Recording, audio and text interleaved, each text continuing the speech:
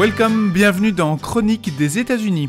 Un épisode, une question sur les élections et la société américaine. Et nous commençons tout de suite par une première interrogation. Qui sont les électrices et les électeurs de Donald Trump ? Donald Trump, on peut lui reprocher beaucoup de choses. On peut lui reprocher d'être simpliste, on peut lui reprocher d'utiliser des stéréotypes, etc. Mais il faut reconnaître que ce personnage a une intelligence politique, un flair politique assez hors du commun. Jérôme Jamin, professeur à l'Université de Liège, spécialiste des États-Unis et auteur de l'ouvrage « Le populisme aux États-Unis, un regard pour l'Europe ». Il est une des rares personnalités aux États-Unis qui a compris qu'il était possible de faire la synthèse entre des idées et des individus qui normalement sont totalement incapables de s'entendre, de voter pour la même personne ou de travailler main dans la main sur un projet politique. Donc la base électorale de Donald Trump est assez bigarrée, assez diversifiée. Le point de départ, c'est certainement la population américaine en âge de travailler, de peau blanche, menacée par toute une série le recul de toute une série d'industries aux États-Unis et un certain nombre de secteurs économiques ont été touchés depuis pas mal d'années, depuis les années Clinton. Et cette population a réussi à trouver chez Donald Trump d'abord un candidat qui ose dire: toi, le blanc qui veut travailler ou qui travaille mais qui risque de perdre ton emploi, tu risques non seulement de devenir minoritaire au niveau de ta couleur de peau, mais en plus on ne se tracasse pas de ton destin, alors que on va se tracasser d'autres minorités en disant qu'il y a des discriminations à l'encontre des gens de couleur, etc. Donc il repère un déclassement potentiel chez le travailleur blanc. Et il ose dire qu'il s'adresse d'abord à celui qui est blanc, celui qui travaille avec en filigrane, celui qui est blanc d'origine européenne et blanc chrétien, mais ça, j'y reviendrai. Donc ça, c'est un premier élément important.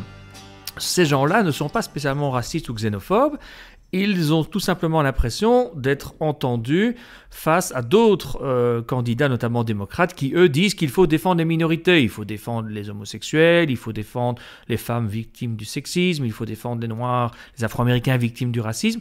Et donc c'est tout nouveau pour un blanc qui se sent menacé économiquement dans son emploi, dans son identité. C'est intéressant d'avoir un leader comme Donald Trump. Alors, Donald Trump va jouer également sur le fait que le système bipartite américain est grippé, que les conservateurs et les démocrates passent leur temps à se disputer, sont incapables de réformer le pays, de voter des lois dans l'intérêt de la collectivité.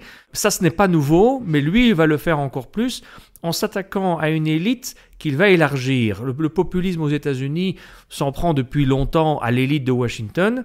Donald Trump ajoute l'élite universitaire. Les universitaires sont des bobos de gauche, riches, qui font des études et produisent des rapports bidons sur le réchauffement climatique. Il va s'en prendre aux stars de la télévision, aux stars de la radio, à ce qu'on appelle les anchormen, anchorwomen, donc ces grands journalistes qui animent des shows de plusieurs heures sur CNN, sur NBC, ABC, etc. Et donc il élargit l'élite contre laquelle il est au nom du peuple menacé. Et aussi, il va être un des premiers à oser une bonne fois pour toutes dire « Nous ne voulons plus de guerre inutile et coûteuse de l'autre côté de la planète, comme en Irak, comme en Afghanistan. » C'est un discours isolationniste qui a existé dans l'histoire américaine à de nombreuses reprises par le passé, mais que nous n'avions plus vraiment observé depuis la fin de la Deuxième Guerre mondiale. La guerre froide impliquait une présence américaine un peu partout sur la planète, comme une présence communiste soviétique en contrepartie. La fin de la guerre froide a laissé la place aux années Clinton, qui considérait que la mondialisation, le commerce et la démocratie allaient de pair et que les Américains devaient faire du soft power pour vendre leurs produits et être présents un peu partout sur la planète, en ce compris par le chemin de la guerre si nécessaire. Première guerre du Golfe, George Bush père. Guerre en Yougoslavie, Bill Clinton. Guerre en Somalie, Bill Clinton.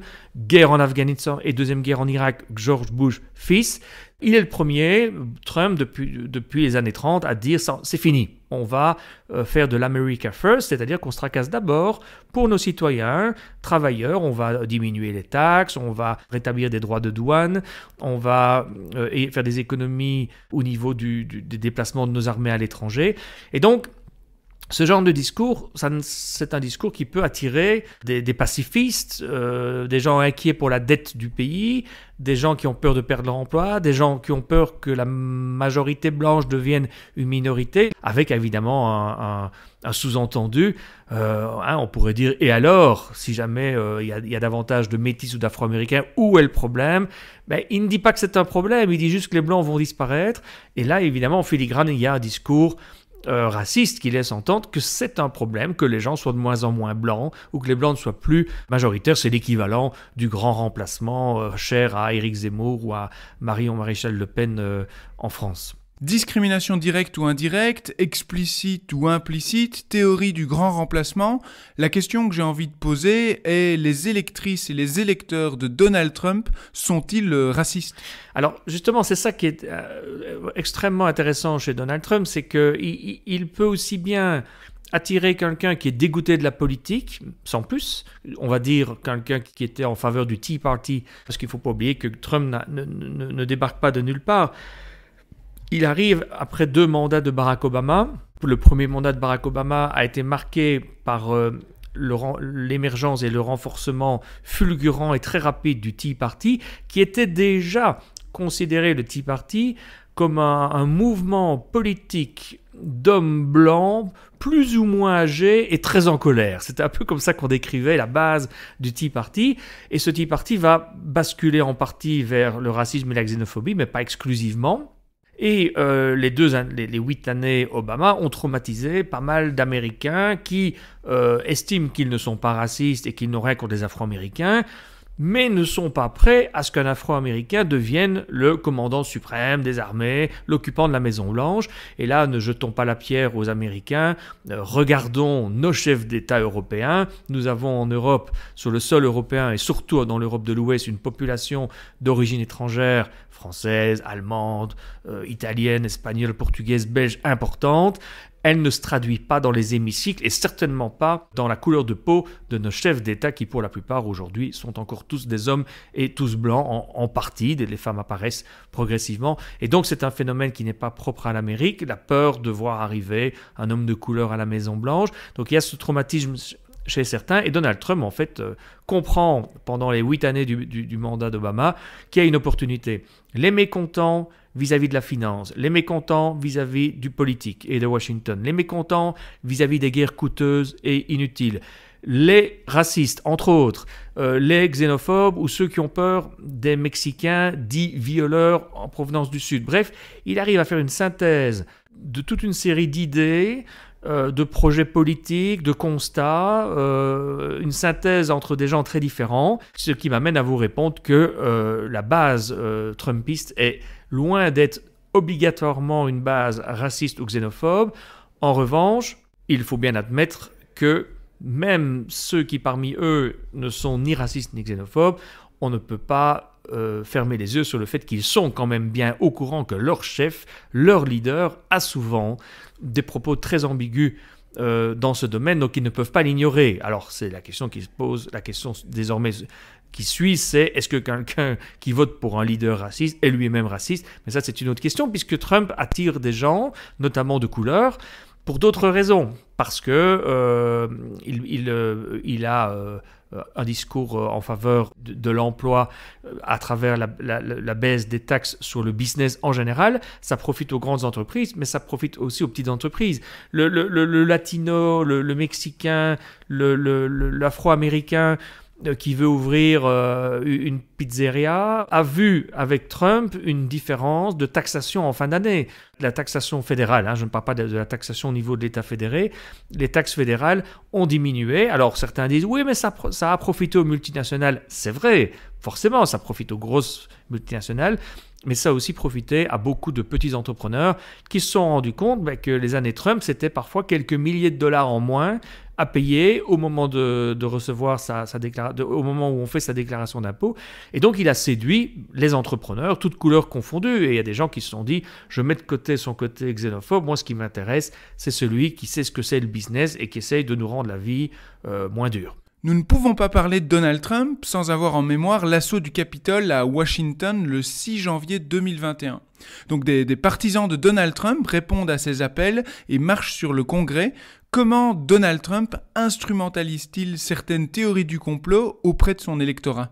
Encore une fois, au risque d'apparaître comme quelqu'un qui fait l'éloge de Donald Trump, mais non seulement il avait du flair politique et il a cette capacité à faire une synthèse entre des choses très contradictoires, mais en plus c'est aussi quelqu'un qui a compris avant les autres que une bonne partie de la population aux États-Unis avait un penchant conspirationniste.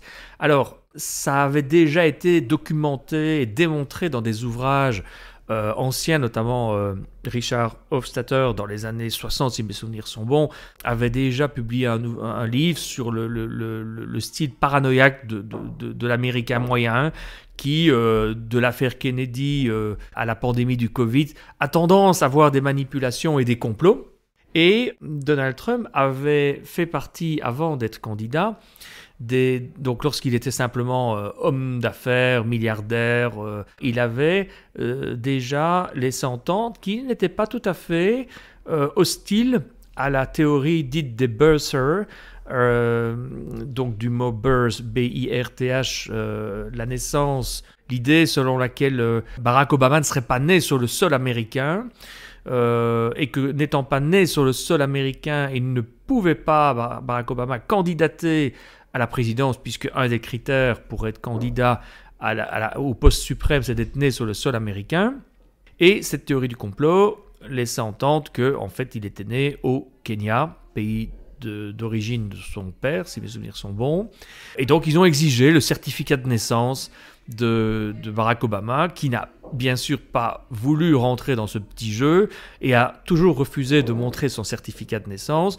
Mais la théorie du complot, avec des gens comme Donald Trump qui étaient là pour la soutenir, a pris une ampleur telle que Barack Obama a fini par accepter que le scan de son certificat de naissance à Hawaï soit rendu public, ce qui n'a pas du tout calmé les birthers qui ont continué à dire qu'il n'était pas né sur le sol américain et que le scan était un faux. On pouvait évidemment s'y attendre, d'où le danger de répondre à ces injonctions de la part de complotistes et de conspirationnistes. Et Donald Trump avait joué à ce petit jeu, ça avait fonctionné, il avait obtenu pas mal de soutien en crédibilisant ou en tout cas en ne rejetant pas radicalement cette théorie du complot.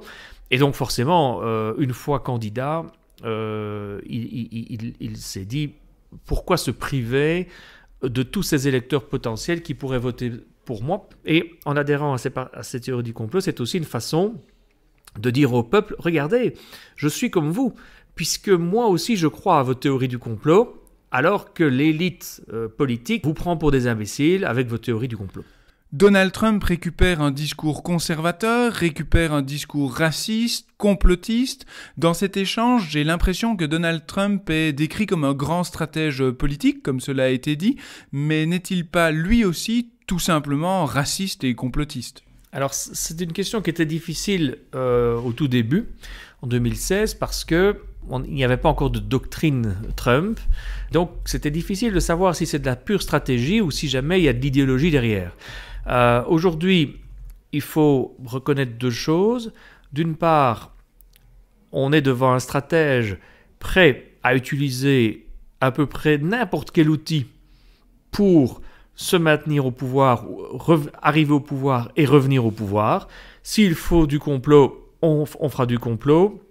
S'il faut attaquer les Mexicains, on le fera. Si le lendemain, il faut changer d'avis, pas de souci. Il a été capable de dire que les Mexicains étaient tous des violeurs et des voleurs.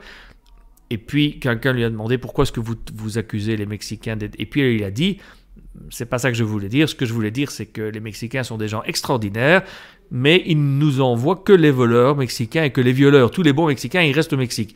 Donc il a toujours un coup d'avance, il sait changer d'avis et il sait argumenter, il sait dire qu'on l'a mal compris. Comme il parle tout le temps et que parfois c'est sur le ton de l'humour ou parfois c'est très agressif, il a cette capacité à dire tout et son contraire. On pourrait répondre après quelques années d'expérience que c'est avant tout un stratège qui fait des coups et qui utilise tout ce qui est à sa disposition. S'il faut être contre l'avortement et nommer un juge hostile à l'avortement parce que ça permet l'appui du vote évangéliste, il le fera. S'il faut vanter le fait qu'il a eu dans ses bras les plus belles femmes, il le fera, en ce compris. Si cette femme est une ancienne actrice de film porno, il sera capable de s'en vanter lorsqu'on l'attaque sur cette relation. Il peut vanter ses mérites d'entrepreneur en montrant ses resorts, ses hôtels, ses clubs de golf. Il sait se montrer quasiment néo-nazi en refusant de condamner des groupes radicaux. Il a été capable de montrer qu'il défendait le camp vraiment d'extrême droite contre ce qu'il appelait les antifas, en disant en fait que ces antifas étaient encore plus violents que ceux d'en face. Donc il est capable de défendre des gens parfois extrêmement radicaux. Donc ça, c'est de l'opportunisme et de la tactique, du flair politique, de la stratégie. Mais on peut quand même dire qu'avec le temps, il y a un élément qui domine et qui est plus idéologique, c'est son autoritarisme. C'est un personnage autoritaire, donc l'autoritarisme implique une certaine forme de conservatisme, rien de tel que l'autorité, voilà. Quand ça ne va pas, il faut être autoritaire. L'autoritarisme, ça veut dire aussi un certain mépris pour le débat, la démocratie, le compromis. L'autoritarisme, ça implique aussi une certaine fascination pour les autres chefs d'État autoritaires. Ce n'est pas un hasard si des gens comme Vladimir Poutine et quelques autres fascinent Donald Trump parce que eux, ils font ce qu'ils veulent, alors que lui, Trump, non seulement il ne fait pas ce qu'il veut à la Maison-Blanche, mais il a tout le temps en face de lui soit le Congrès qui n'est pas d'accord ou en partie d'accord, soit le Congrès qui ne veut pas voter ses projets, soit il a la justice qui lui met des bâtons dans les roues quand il prend des décisions inconstitutionnelles. Et donc, Trump est un personnage autoritaire qui souffre de ne pas pouvoir être plus autoritaire. Et cet autoritarisme, c'est une forme d'idéologie, puisque ça implique un rapport à la démocratie, un rapport à l'être humain, un rapport à la force, à l'exaltation de la force, un rapport à l'armée, à la police particulier, qui le place finalement, si on prend le clivage gauche-droite, beaucoup plus à droite qu'on aurait pu l'imaginer, même si, ne l'oublions pas, dans les années 80, il était plutôt proche du camp démocrate. C'était Chronique des États-Unis, merci pour votre écoute et à très vite pour d'autres épisodes.